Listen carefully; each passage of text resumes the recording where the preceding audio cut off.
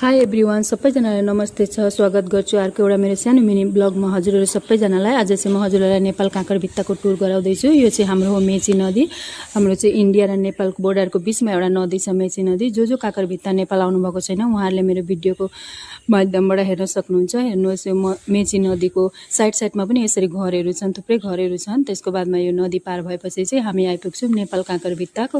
यो चाहिँ काँकरभित्ताको main get हो, बोर्डर हो। त्यसको बादमा चाहिँ यहाँ हेर्नुहोस्, यसरी घरहरू, यो मेन मार्केटको यसरी घरहरू छ। सानो छ जग्गा, अब त्यही पनि राम्रो लाग्छ। यहाँ चाहिँ सबै थोक सामानहरू पाइन्छ। अनि यहाँ म चाहिँ किन आएको थिएँ भन्दा हजुरहरूलाई देखाउँदैछु। म चाहिँ यहाँ चाहिँ आएर थिएँ डेन्टल क्लिनिकमा। मैले चाहिँ नानीको दाँत निकाल्न थियो, अनि मलाई चाहिँ दाँत निकाल्न चाहिँ बहुत डर लाग्छ। त्यही भएर म चाहिँ हमेसा मेडिकल ल्याएर क्लिनिकमा ल्याएर यसरी निकालिदिन्छु। एउटा दाँत हिलेको थियो, अनि त्यही दाँत निकाल्न लगाएको त अनि 3वटा दाँत हिलेको रहेछ, 3टा दाँत निकालिदियो। त्यसको बादमा चाहिँ अनि यहाँ चाहिँ म हेयर कट गर्दैछु, नानीको हेयर कट गरेर, किनकि छुट्टी पनि हुँदैन यिनीहरूको। अब एनुअल फङ्सन पनि आउँदैछ, अनि त्यही भएर आज चाहिँ स्कुल एब्सेन्ट गराएर भयो नि नानीको सबै काम गर्नको लागि।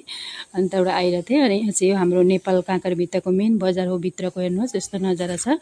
बाहिरै सामानहरू यसरी राखेको हुन्छ खुल्ला जग्गामा। अनि यहाँ चाहिँ नानीले एउटा आइसक्रिम खायो। त्यसको बादमा मार्केटमा अलिकति काम थियो, अनि यहाँ भित्र पसेको त राम्रो देखेँ। ब्लाउजहरू नि यो पनि क्लिप लिएर राखेको थिएँ हजुरहरूलाई देखाउन भनेर। हेर्नुहोस्, त्यसको बादमा चाहिँ हामीले मोमो खायौँ, अनि त्यसको बादमा चाहिँ हामी घरमा रिटर्न आयौँ।